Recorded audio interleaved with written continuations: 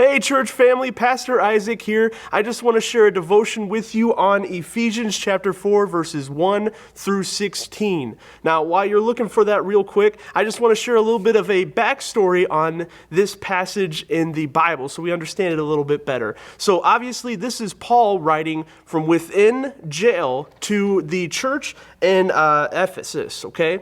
So he was writing this letter to help explain some really important things about what we are talking about today, which is the body of Christ. All right, a little bit more on that later, but let's go ahead and start with this. The first thing that he really mentions, and the reason why we talked about him being in jail is this. He says, as a prisoner for the Lord, then I urge you to live a life worthy of calling you the calling that you have received. So he starts out by saying this interesting phrase, a prisoner, but still with God.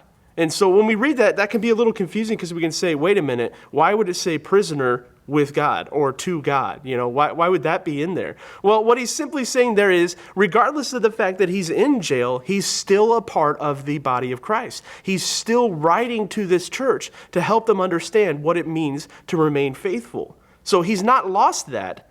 So he's still a part of the body of Christ. So, when we use that word, though, body of Christ, it's kind of an interesting word to use, or words. It doesn't really make sense right away. When we hear it, we're like, obviously we aren't literally a body of Christ, correct? Because, when we think of that wouldn't really make very much sense. So looking at these verses right here, verses 12 and 13, we can kind of see what Paul means by that. So let's read it. This is what it says. To equip his people for works of service.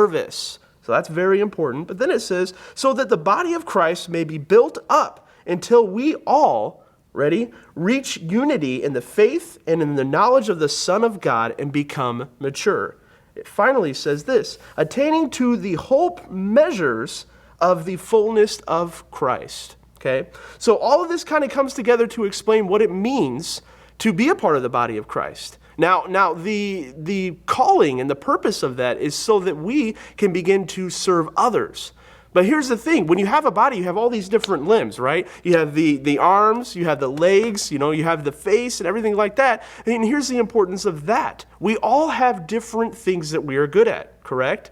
Some people may be good at giving it to charity, or maybe some people are good at offering food to families. Whatever it may be, we have these things that we are good at. And so when we think of the body of Christ, it's like we're operating in the areas we should be in.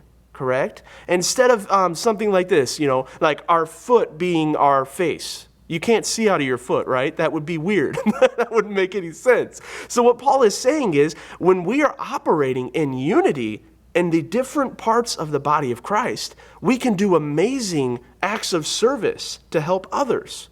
And so what he's saying to the people is make sure that you remain within the body of Christ. Make sure that you remain faithfully in that, because when we do that, we can help others. So what I would love for you to take away from this is that very simple point. When we're kind of similar to Paul and we're in a situation where we're not exactly around each other, I would encourage you, stay unified with the body of Christ. Stay connected with other people that are Christians so that you can stay within that. And let me tell you, that's the best place you can be, because when you're connected, you're operating in the body of Christ.